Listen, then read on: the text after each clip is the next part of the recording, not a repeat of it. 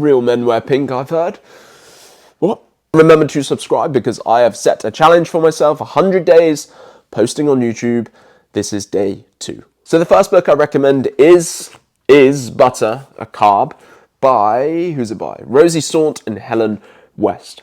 This is very good if you are confused about the nutrition industry and the diet industry. It's not a diet book. It just provides non-dogmatic, non-biased information about nutrition, and it covers loads of sections from intuitive eating to gut health to allergies, intolerances, plant-based eating, supplements, sugar, vegetables, etc. So it's a bit of a Bible for someone just getting into health and fitness, but nutrition specifically. I really like it because, like I said, non-dogmatic, non-biased, but it doesn't tell you what to do. It just gives you guidelines. It provides the evidence, the up-to-date evidence of what is out there. For example, evidence on gluten, evidence on vegetarianism, veganism.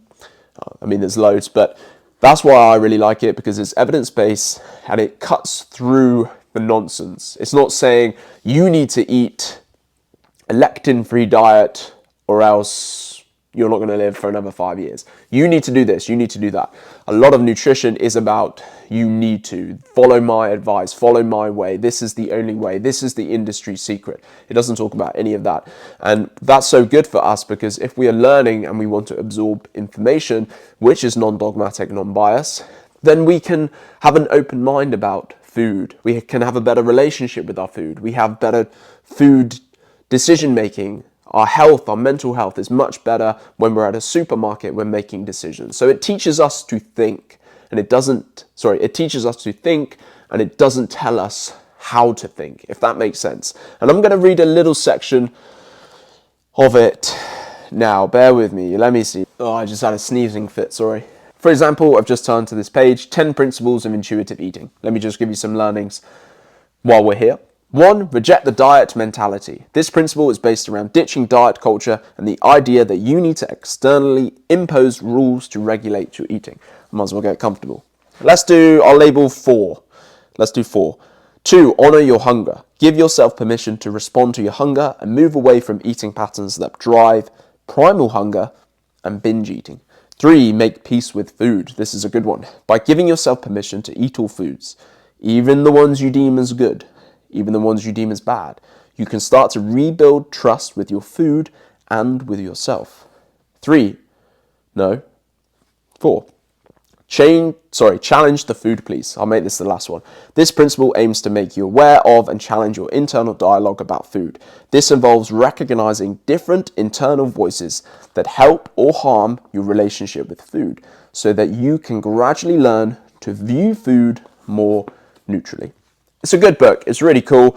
It talks a lot about that throughout. Like I said, it doesn't tell you what to do. It tells you how to think. It teaches you how to think about nutrition and gives you some fundamental nutritional knowledge to open your eyes up to what the evidence suggests. So my first one on nutrition is Butter A Carb.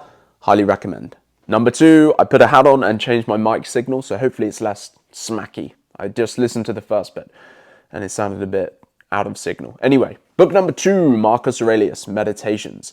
What a book. So Marcus Aurelius wrote this in, I can't remember when, a long time ago, when he was Roman emperor. And it is essentially little stories, little passages that he's written to himself to keep him inspired as a person, to keep bettering himself every single day, to put things into perspective while he was running Rome, and to be the type of person that people love to be around.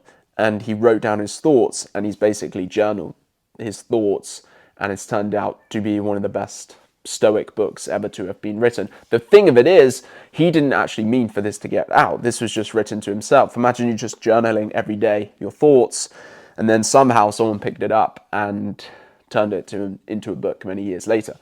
Very good. I treat it as a Bible. Well, not really a Bible, but I treat it as a pick up, put down. I'll read a few passages, maybe gain some inspiration, put some things into perspective. Maybe if I've had a bad day, I'll pick it up in the evening before bed and I'm thinking, oh, yeah, things aren't as bad. And it's very good for your mind because, like I said, it puts things into perspective. So if you're having a bad day and you're reading a passage from someone else who maybe have had a similar sort of day, then you're thinking, oh, I'm not the only one. Because let's face it, us as human beings tend to face the same sort of problems, similar problems, every single day. Stresses, anxieties, worries, etc. So this book we can really relate to, which will help us with our current situation and whatever problems we are currently facing. And I'm going to read one passage out of it for you to grasp an idea. Again, I'll get comfortable. He's a very deep thinker. This isn't believe and it will achieve, or believe and you will achieve. It is pretty deep. Some passages are very deep, but it gets you to think. You want to use your brain, right? And this is why I really like it, because it gets you to think a bit deeper than the cheesy stuff that's out there today. Just as you see your bath, all soap, sweat, grime, greasy water, the whole thing disgusting, so is every part of life and every object in it. See what I mean about deep? Maybe I should have picked a better one. This one's a good one. This one's a good one to finish. There was a time when I met luck at every turn. But luck is the good fortune you determine for yourself. And good fortune consists in good inclinations of the soul, good impulses, good actions. That's a great one to finish on.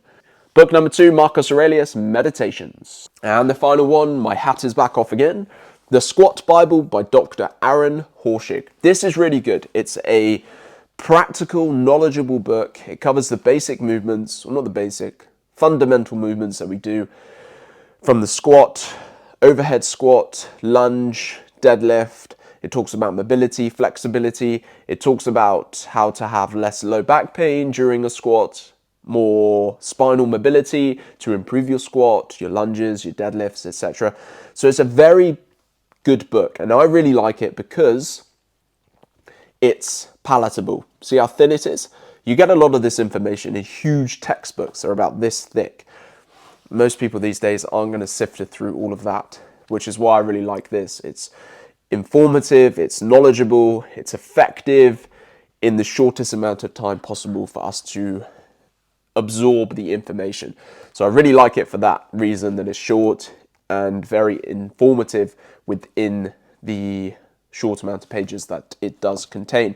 So, as I did with the other books, I am going to just talk very quickly about one passage. Here we go. Learning how to squat. Once again, for the final time, I will get comfortable. Learning how to squat. Bodyweight squat. So you can do this straight after this video. When we talk about the squat, many people often want to jump right into discussing the barbell squat, which is the bar on the back. We forget the basics of the bodyweight squat. If we don't address the movement of the squat before the exercise version of the squat, we set ourselves up for failure. If we can fix the issues that prevent themselves during the bodyweight squat, we give ourselves a greater capability to carry the load of the barbell. We should all have the ability to perform a full depth, in brackets as to grass, squat without any weight, period. We all want to live, play, and compete in a pain-free manner for as long as we live. This starts with learning how to squat correctly with the body weight movement. And then it goes on to talk about the body weight movements, and it does that throughout the book in a very simple, palatable, layman's terms, which we can all absorb and which we can all use straight away. So it's a very practical book, hands-on. You read it, you use it, which is why I love it. And it's short and insightful, transformative and informative in a short amount of time. Thank you for your time, and remember to subscribe and join me on my YouTube journey where I post for 100 days in a row, and let's see what happens. Hopefully I can help you along the way.